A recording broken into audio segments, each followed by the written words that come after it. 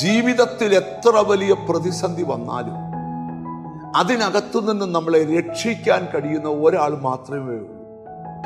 അത് നമ്മൾ വിളിച്ചപേക്ഷിക്കുന്ന ദൈവമാണ്. അങ്ങനെ ഒരു വചനമാണ് ഇന്ന് നിങ്ങളോട് പറയാൻ പോകുന്നത്. 116 സങ്കീർത്തനത്തിന്റെ 8 വാക്യം.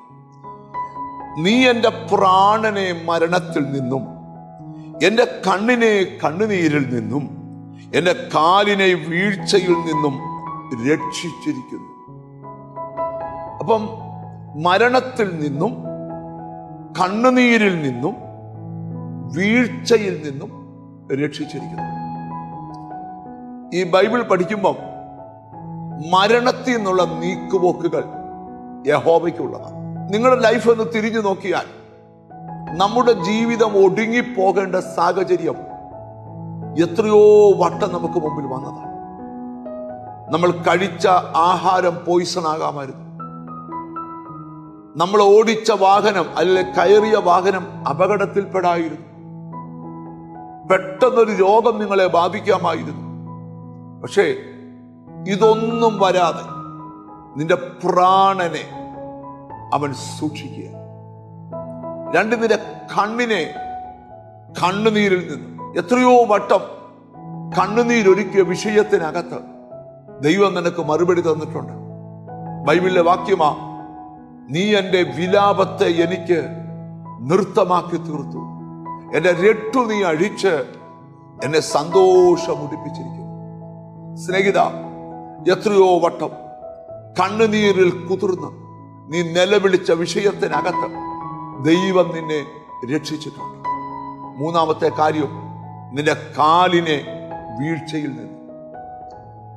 സങ്കീർത്തനത്തിന്റെ വാക്യമുണ്ട്, നിന്റെ കാൽ കല്ലിൽ തട്ടിപ്പോകാതിരിക്കേണ്ടത് അവർ നിന്നെ കൈകളിൽ വഹിക്കും.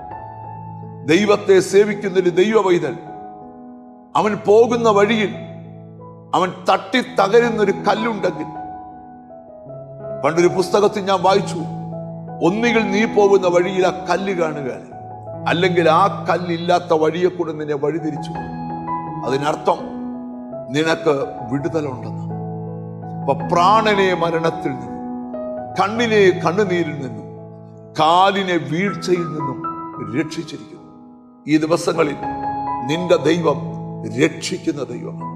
നമുക്കൊന്നിച്ച് പ്രാർത്ഥിക്കാം. ദൈവത്തിന് സ്തോത്രം. കർത്താവേ, ഞങ്ങളെ രക്ഷിക്കണമേ, ഞങ്ങളെ വിടുവിക്കണമേ, ഞങ്ങളെ അനുഗ്രഹിക്കണമേ. കാരുണ്യവാനായ ദൈവമേ, സ്വർഗസ്ഥനായ പിതാവേ, ഞങ്ങളുടെ പ്രാണന് നേരെ ശത്രുവിന്റെ ശരയമ്പുകൾ വന്നപ്പോൾ അത് ഞങ്ങളെ തൊടാതെ കാത്ത ദൈവത്തിന് ഞങ്ങൾ സ്തോത്രം ചെയ്യുക. ഹല്ലേലൂയ. ഞങ്ങൾ കണ്ണുനീരൊഴുക്കിയപ്പോൾ അത് കണ്ട് ഇറങ്ങി വന്ന് ഞങ്ങളുടെ കണ്ണുനീരിന് മറുപടി തന്ന ദൈവത്തിന് ഞങ്ങൾ സ്തോത്രം ചെയ്യുക. ഞങ്ങളുടെ കാലുകൾ തകർന്നു പോകേണ്ടിടത്ത്, ഞങ്ങൾ നിലംപരിചാകേണ്ടിടത്ത് ദൈവം ഞങ്ങളെ പരിപാലിച്ചത് കൊണ്ട് സ്തോത്രം. കർത്താവേ, എന്നോട് ചേർന്ന് പ്രാർത്ഥിക്കുന്ന മക്കളെ നിന്റെ നാമം ചൊല്ലി പിതാവിന്റെയും പുത്രന്റെയും പരിശുദ്ധാത്മാവിന്റെയും നാമത്തിൽ അനുഗ്രഹിച്ച് പ്രാർത്ഥിക്കുന്നു. അവർ അനുഗ്രഹിക്കപ്പെടട്ടെ, യേശു ക്രിസ്തുവിൻ നാമത്തിൽ തന്നെ. ആമേൻ.